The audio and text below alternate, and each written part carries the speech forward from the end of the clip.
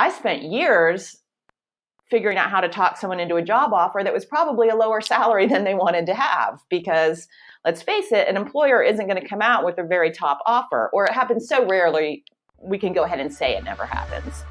For Monday, October 21st, 2019, this is episode 55. Why don't women negotiate salary more? How to speak up with Amy Hoover. In 2018, female full-time year-round workers made only 82 cents for every dollar earned by men, a gender wage gap of 18%. And only about 16% of women negotiate after receiving an initial job offer. I wanted to dig into this topic that is so important for our personal and collective futures, for our economy, and for our working lives and satisfaction. Considered an expert on hiring trends and staffing issues, Amy Hoover is frequently quoted in the Wall Street Journal, the New York Times, Adweek, Ad Age, and many other notable publications. She's also been interviewed for CNBC's On the Money, speaking about industry salary trends. TalentZoo's founder and CEO Rick Myers and Amy built an executive recruiting firm starting in 1998. It evolved into a digital job board and content ecosystem all long before LinkedIn. For about 2 decades, TalentZoo.com has been the top site for advertising, marketing, and digital professionals in an industry known for extreme competition. First as executive recruiter, then recruiting director, Amy orchestrated and oversaw advertising and marketing hiring activity across North America for more than a dozen years. Amy shares insights from the employer perspective, which may surprise you and could help you, your friends, your daughter, or your colleague at their next negotiation. Whether or not hiring becomes even more digital as AI sorts resumes and Alexa processes applications by voice, the art of the negotiation is still about human communication and psychology. Let's talk.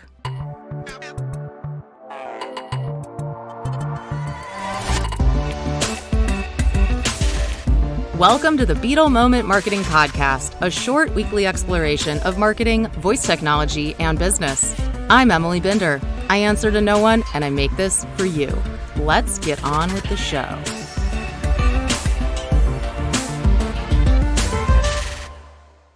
I'm Emily Binder, and I am here with a super special guest, my good friend, Amy Hoover. For 12 years, Amy was an executive recruiter and then managing partner of TalentZoo, the nation's premier search firm for the advertising and marketing industries. During that time, she placed hundreds of professionals in new positions across North America from junior to C-suite level. 10 years ago, Amy co-founded Strongbox West, Atlanta's largest independent co-working space and innovation hub, where she continues to manage the TalentZoo job board and suite of marketing blogs. Amy enjoys reading, sci-fi, college football, and spending time with her dachshund, Coleman. Welcome to the show, Amy. Thank you, Emily. It's really nice to be here. I'm so glad to get you on. You and I have been talking about doing a podcast for, we figured out the other day, literally 5 years to the day. Yesterday was 5 years to the day, yes. Thank you, time hop and memories. Yes. Oh my gosh. And I've always loved talking about career with you because you're an absolute expert and you have just been doing this for long enough to see things change and job boards. And the reason that I wanted to get you on the show is that a lot of things have been happening in the world of career, I guess in my microcosm. And the other day, I had a friend who got a job offer and I was encouraging her to negotiate for more money. And she was telling me for various reasons that she didn't want to. At the same time, related to voice technology, a lot of people have seen the news that McDonald's released an Alexa app that allows people to start job applications via voice. And that's probably where we're headed with more voice capabilities in the hiring process. But some things never change, like the negotiation skills required to ask for more money. And many women don't do that. Right, Amy? I mean, what is the situation with kind of the gender disparity that you've seen? Well, over the course of being a recruiter and extending and negotiating many job offers, first off, it was very apparent most women were more inclined to accept an offer as is, or to ask for other types of compensation than salary than their male counterparts. This is anecdotal. I don't have the stats on it from my own experience, but I do know that more often than not, if it were a male candidate and they didn't like the job offer money-wise, they would definitely say, you know what, I'm not taking that, or I need X amount more. Where women tended to say, well, that's lower than what I wanted, but do you think that maybe I could get more vacation time or maybe flex schedule? You know, some other things that were outside of the core base salary. And while that's important to some people, flex time and extra vacation don't help you retire, and they don't help you during a downturn, and they certainly don't help during time off maybe between jobs. So it was a very apparent difference in how men and women approached receiving and negotiating a job offer. Right. And as far as retirement and compounding of money over your life, it is so important. And people often think, well, it's only a matter of $10,000 when I'm 25, or it's just another 15,000 that I would have liked to have when I'm 30 or older. But that comes out to be hundreds of thousands, and maybe even a difference of $1 million by the time you retire if it's invested correctly. Oh, yeah, absolutely. And when you're at that mid-level part of your career where you have almost your highest earning potential as you get to like mid 30s up to 40s, depending on the industry, of course, there's some industries where your earning potential decreases the older you get. Unfortunately, that's a topic for a different day. But yes, when you're in the prime of your career and climbing the ladder, like those early stages of getting even just 10, 20% more in a base compensation, it can make all the difference. It seems like retirement's a long way off, but it's not. Hopefully it's not anyway. Mm-hmm. The time passes quickly, and before you know it, you are getting, AARP solicitations in the mail. I mean, it happens, and you just have to be ready for it. Yeah.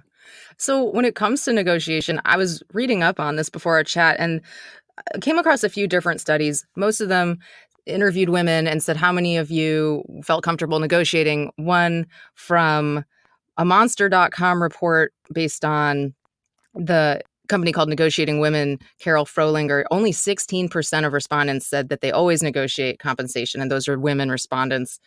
So that's really low, and I feel it might be that girls are raised to be maybe more demure or polite or not seem greedy.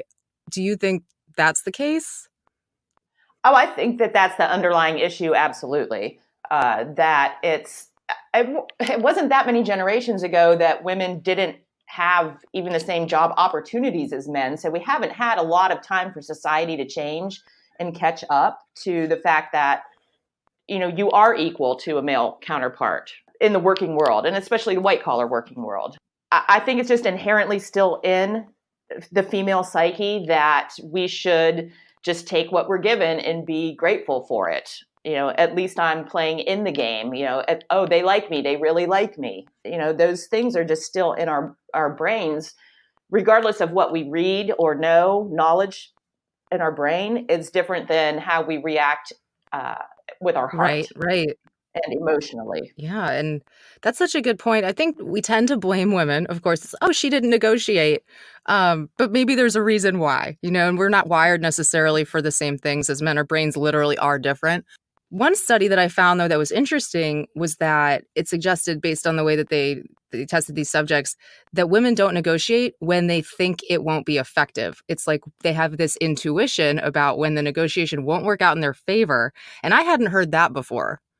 No, that's new to me, but I don't dispute it. Honestly, I do think that women tend to listen to their gut and their intuition more than men.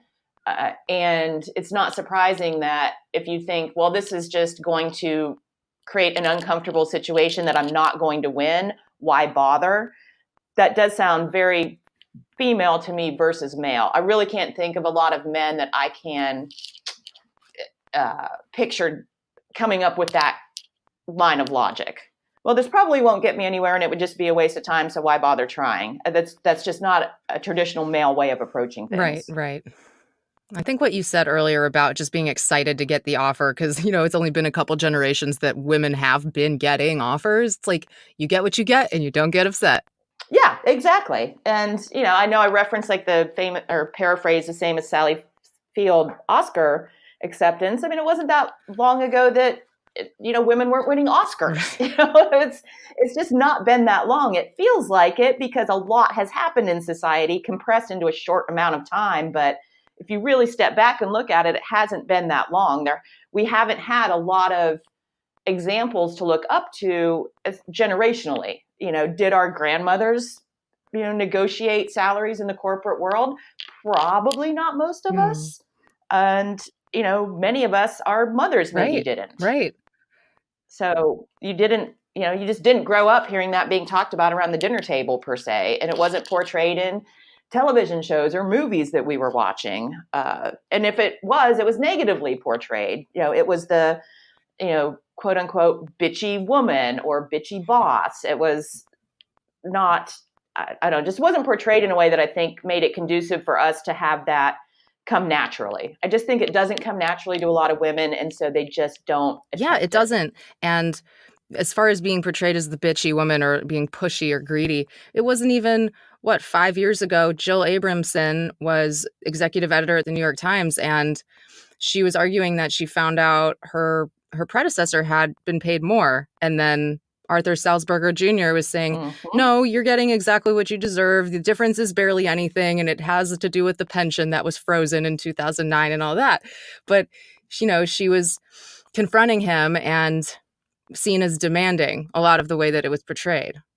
Yeah, and didn't really get anywhere. So it didn't have much of a happy ending, Yeah. to take away, from it. So it's, I'm not trying to say that it's all society's fault or all women do this or, oh, poor us, we didn't have, people to look up to. But I mean, you can't deny that reality. Right. It just exists. Right. I don't remember being taught to negotiate. I guess, frankly, like knowing you and Rick throughout my 20s and earlier part of my career helped me tons. And I was lucky because you guys are experts in this. But most people don't have that. And a lot of young girls and women, their parents didn't train them. I don't know if boys get it, but I didn't get it from them. I kind of got it luckily as an adult through people I knew who understood this, which was you guys. Yeah, absolutely. There's nowhere that negotiation is taught from a textbook point of view. I think it's just observed, and it's an observed behavior. Or you can, reach out to someone and ask for help.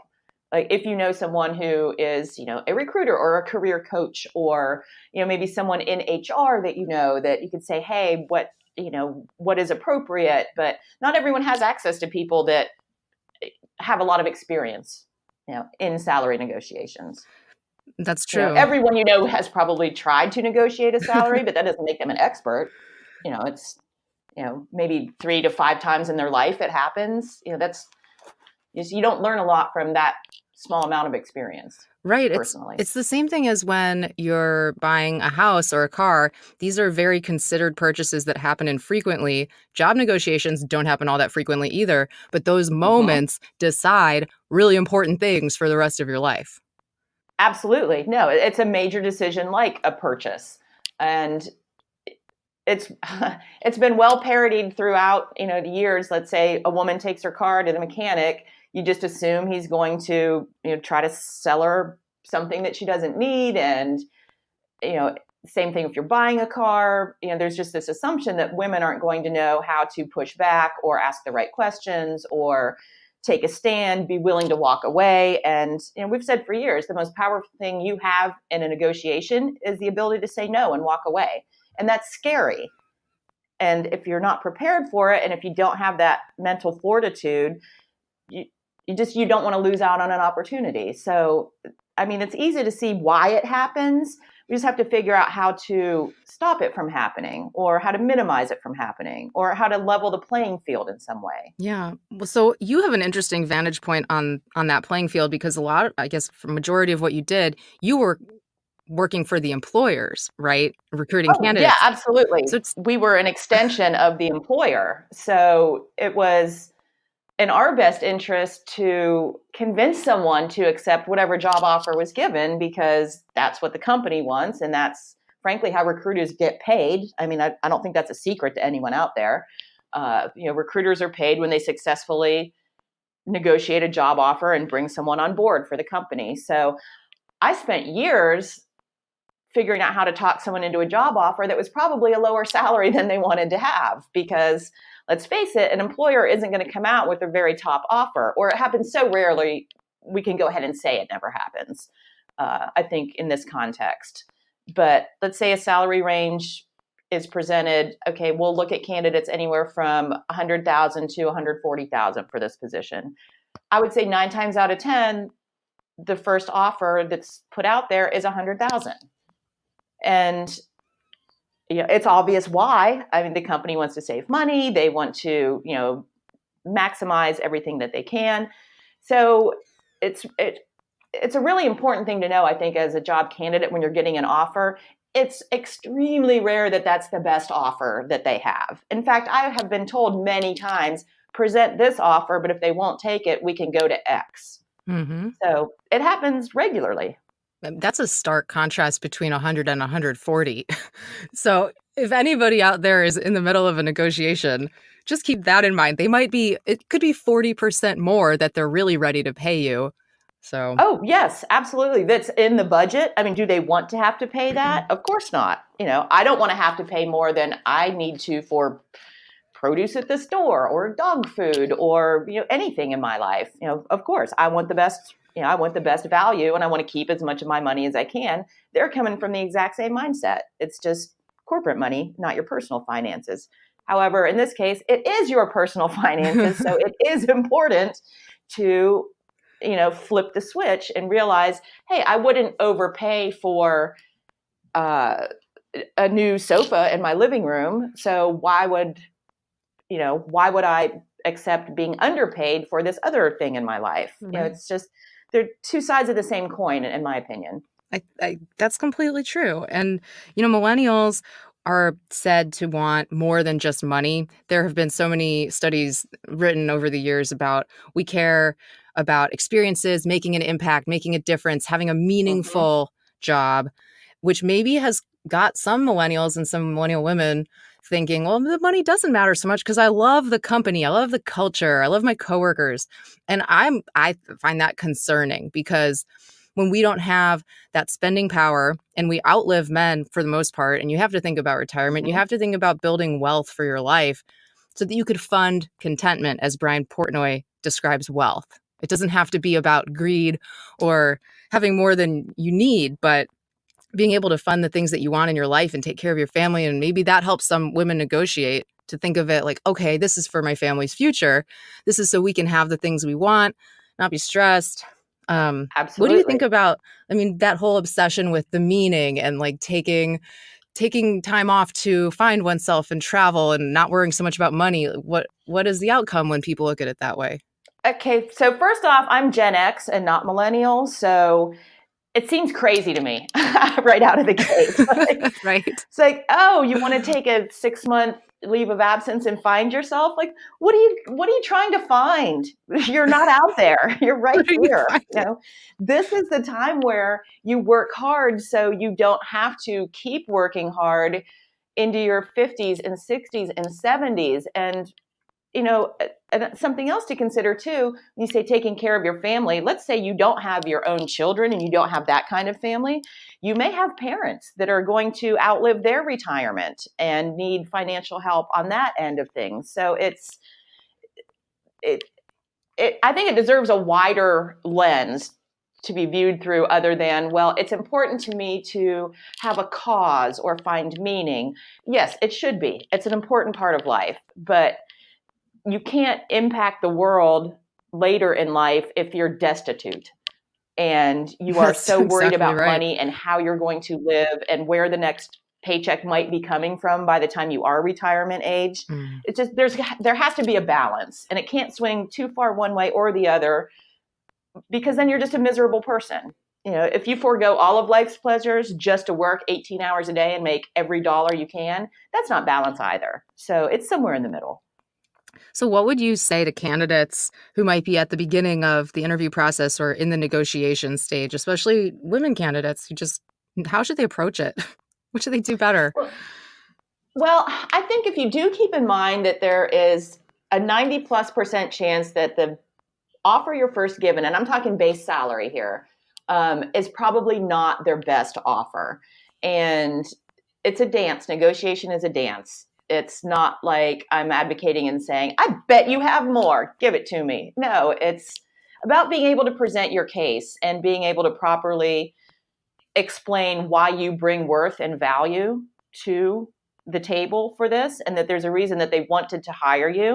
But based on the situation, that you look at in your professional life and career, that, you respectfully ask that they reconsider this because figure X is where you would like to be.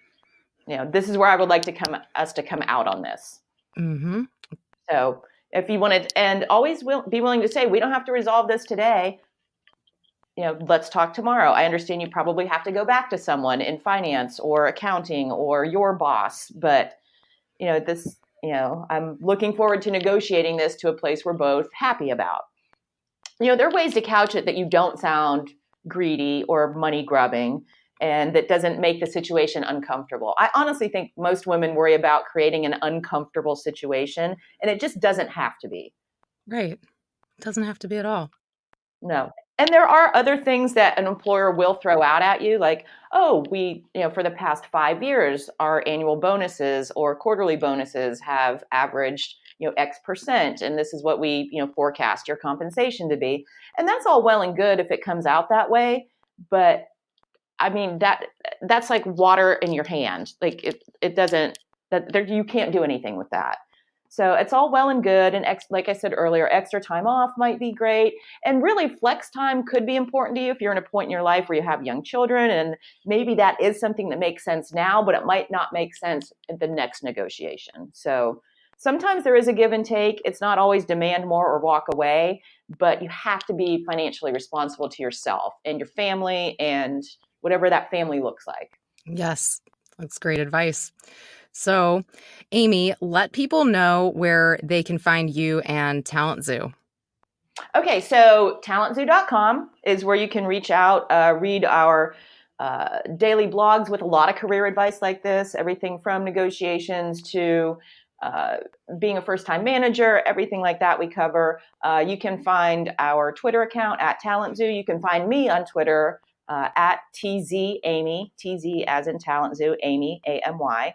And if you're interested in co-working, innovation, technology, that kind of thing, you can find the other half of me at strongboxwest.com, Twitter account at strongboxwest. And Strongbox West, by the way, if you are in Atlanta or passing through Atlanta, is the largest and oldest and most badass original co-working space in the Southeast. It's 50,000 square feet. It absolutely predates WeWork and this whole trend. They were doing co-working, Amy and Rick, in 2009 before anybody even knew what co-working was. So definitely check out Strongbox West. Tons of free parking, and it's a great deal. Okay, well, you're welcome. I'm a big fan and a Talent Zoo fan as well. Predated LinkedIn. You guys are definitely first movers in many ways. So, Amy, this has been a blast and long overdue. Thank you so much for being on the show. Thank you for inviting me. I really appreciate it. And I hope everyone out there can take away something from this that will, help them and their career. If you enjoy this podcast, you'll also like my short daily flash briefing available on Alexa and all the major podcast apps. It's under 3 minutes long on marketing, voice, and business. Get it at emilybinder.com/briefing. To find out how to advertise on the show or to consult with me, visit beetlemoment.com. Thank you for listening. I'll see you next week.